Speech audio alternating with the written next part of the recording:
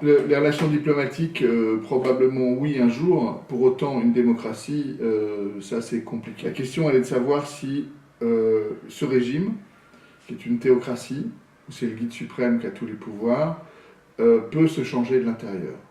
Personnellement, je n'y crois pas vraiment. Parce que c'est une théocratie. Et donc, le système premier fait que, dans sa philosophie intrinsèque, il n'y a pas tellement de place pour un changement, une réinterprétation des Écritures saintes, etc., etc. Ça rend la chose très compliquée. Maintenant, il y a les hommes. Il est évident que Rafsanjani n'est plus un jeune premier, il peut mourir. Il y a une pression des femmes extrêmement importante. Les femmes sont déjà très occidentalisées à certains égards. Je donne juste pour preuve qu'une femme iranienne fait globalement moins d'enfants aujourd'hui qu'une femme française.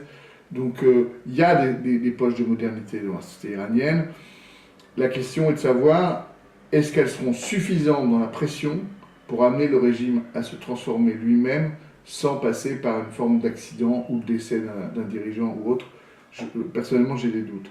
Ça, c'est le premier élément. Le deuxième élément qui pourra à terme pousser l'Iran à changer, c'est probablement, et on voit bien qu'on est à l'aune de ça, un renversement d'alliance dans le conflit des Occidentaux, dans le conflit entre les sunnites et les chiites.